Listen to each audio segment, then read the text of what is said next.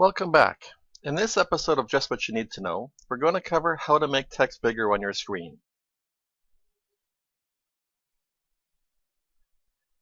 It's hard to believe that a mere 20 years ago, if you wanted to publish something, you required a graphic designer, typographer, and printer.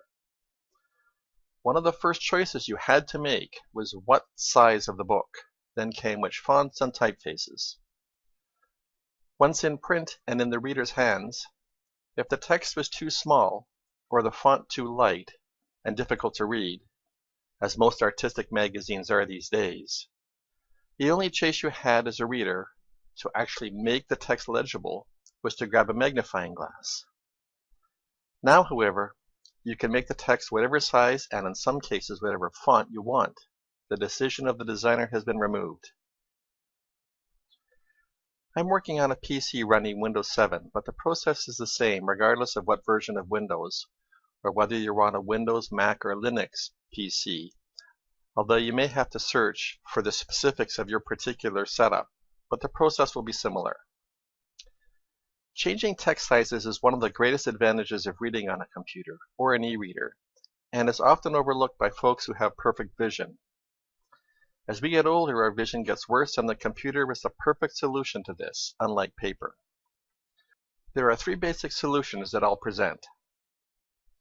First, you can make your screen resolution smaller. This has the effect of making everything on your computer appear larger, but also reduces the screen size. Second, you could use an accessibility tool such as the magnifying glass.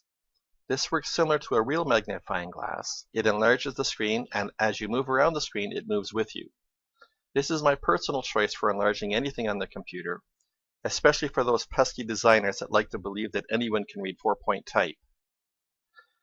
And finally, you could change the size of the page in your browser. This will only affect the browser and text and images within it. If you run multiple browsers, you'll need to change it in each browser. We'll start with changing the screen or monitor resolution. Before we start, you should understand that each monitor has been designed for an optimal display resolution. When you change the resolution, you're telling the software how to change how large a space it has to show you information, and will thus degrade the picture somewhat when that resolution is not used.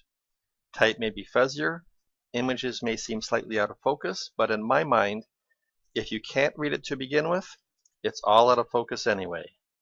So it could only get better. To change your screen resolution, you need to access your video card display settings. In Windows 7, right-click anywhere on your desktop and select Screen Resolution. I'm running two monitors, but you'll most likely only just have one. In my case, I select the Identify, and it shows me a big number representing which monitor is on the left, in this case Monitor 2. So I click on the Monitor 2 icon,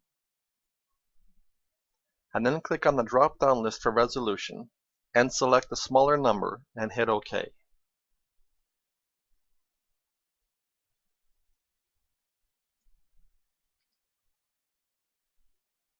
It takes a moment to change and gives you a countdown to decide if you really like this resolution. If you don't click OK within the 15 seconds, it will revert to the original resolution.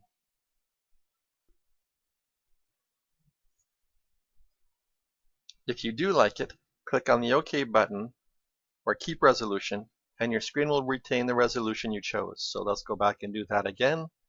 Click on number 2, click on the 600, click on OK, click on Keep Changes, and the changes are retained. Now you can see that your text is larger. Take a look at the size of these icons. They're ginormous compared to what was there before. You can move them around just like any other screen. Let's look at a web page. We'll use two of my websites to show the resolution change effect. This particular website is designed with a responsive design. That means that the website queries your device to ask what the resolution is that it's running. This is most often used for phones and tablets, and then automatically adjusts the display for the device. In this case, you can see that we went from a 3-column display to 2 columns. We can move around the site, scroll, click, go back to home, check the menus. Everything works just fine. If we go to this website, however, this site does not have a responsive design. It was designed specifically for a set resolution. As you can see, if we use the scroll bars, the text is off the side of the page because this particular design doesn't think that there's anything past a particular point on this page. No matter how hard we try, we'll never see the rest of that text. So clearly, if you're only working on your own text, changing the resolution might be a solution for you. However, if you surf other sites, this is certainly a less than 100% solution. To revert to the original resolution, the process is the same, only we choose the original resolution. So we'll minimize this, right-click, screen resolution, choose the monitor, go back to the resolution, click on OK, click on Keep Changes, and we're back. The next solution is the magnifying glass. This is my personal favorite. It's quick to use, doesn't require changing the resolution, and works well with all websites. In other words, they all display properly. In fact, it's so useful I have it permanently docked on my Start programs here. If you don't see it or can't find it, in the search box type magnify.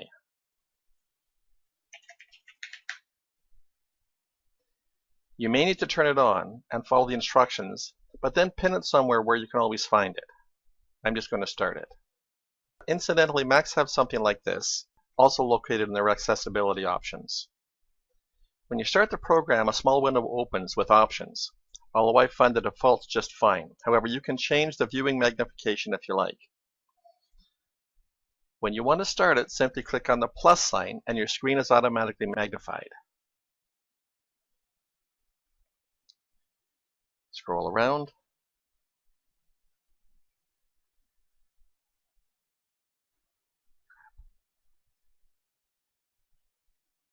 Minus to go back to 100%. To move around, the cursor recognizes the edge of the screen, all 4 edges, but knows that there's more to display, so instead of just stopping, it automatically scrolls the text into the window and will keep scrolling as long as the cursor is up against the monitor edge. And there's more to show. Move your cursor away from the edge and it automatically stops scrolling. So let's take a look at those 2 websites. Turn the magnifier on. You can see that we're in 3-column mode right now. When we turn the magnifier on, we remain in 3-column mode. You can scroll around, come down, select on any of the items that we need to. It works exactly like it would were it at 100%. If we go to that other website, you'll notice that everything displays just fine. There's no truncated text. We can read everything. Text is larger, image is larger. To go back down to 100%, click minus and it goes down to 100%. To exit this program, simply click on the red X to close the program like you would any other program. And you return to your usual resolution, even if you were magnified when you close the program. I love this feature. Computers should make life easier, and this is such a simple feature that's so overlooked. In fact, most people don't even realize that it's on their system. I highly recommend this solution over any of the others. The final solution is changing the size of the page in the browser itself. As previously mentioned, there are advantages and disadvantages to this. It's a bit like a cross between the magnifying glass and changing the screen resolution. The simplest way to change the size of the text in any browser window is to hit the Control and plus sign, or Command plus sign on the Mac, to increase the magnification, and Control and minus sign on the PC, or Mac is Command and minus sign to decrease the resolution. Incidentally, Control 0 will usually put you back at 100% in most browsers. This will make everything appear bigger in the tab that you hit the command in. Other tabs will retain their current magnification, as will all the rest of your computer, including your desktop. For example, if I hit Control plus in this website,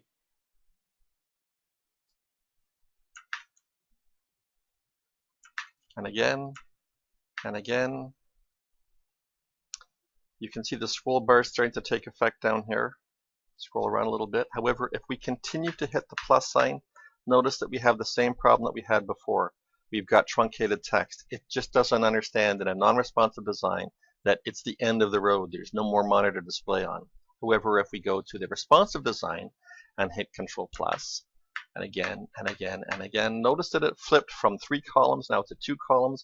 We have no scroll bar across the bottom of the window. We can continue going, as a matter of fact. Now we're in what it would be seeing on a phone. We can keep going. We're down to a single column. That's what a responsive design does. And you can see that the text is totally legible. There's nothing wrong with it because we're working at the optimal resolution for the monitor. It retains its crispness. There's no fuzzy edges. The menu options work just fine. Go to blogging. To return back down, you either hit Control minus or Command minus on the Mac, one at a time, or you can hit 0 and it takes you back to 100% immediately. It should be noted here that in some older browsers, you used to have an option to change the size of the font, not the page itself. So it didn't change the image size, it only changed the size of the text. It's not in any of the newer browsers, but it had the effect of changing just the size of the text, not the image. Therefore, if you had text that was designed and line broken to fit an image, as you can see in this website, go back to 100%, and only the text size was changed instead of magnifying the entire contents of the page, then we have the effect, which is simulated here using the changing of the page's style sheet. In this website, I haven't reloaded a different page. It's the same page, but I have said using the developer tools, hey computer or browser, change the size of the text on this page. As you can see, the text certainly is larger, but you can't read all the text, nor will you ever be able to scroll to the link in the text to the next page. In short, don't do it. Since you may be missing vital information. It's kind of like photocopying a page of a book at an increased magnification. The size of the print page doesn't change. In other words, the size of the 8.5 by 11 that you're photocopying on to doesn't change, and eventually you'll photocopy right off the edge of the page, perhaps without knowing it. If the plus and the minus sign don't increase and decrease the size of your page, you could update your browser, which is the best solution, or you could use the magnification option previously outlined, and if neither of those work, decrease the resolution of your screen. So there you have it. 3 different ways to make text appear legible. As stated, the magnifying glass is my personal favorite. When I found it, to me there was nothing better. It was amazing. It's quick, simple, and always there. If you have trouble seeing everything on your computer, you should consider changing the resolution. And you don't always have to go to the lowest resolution. Experiment with different resolutions to find the one that suits you best. Just be aware of the disadvantages. The good news is that most web designers are now using responsive designs to maximize their exposure. But until browsers are all compatible, there will always be issues, most notable with tabular material. This is the kind of information that doesn't work well in a responsive design. And finally, if it's only websites that you're concerned about, use the plus and minus keys to change the resolution of specific sites. It's still the fastest solution out there. So until next time, keep logging.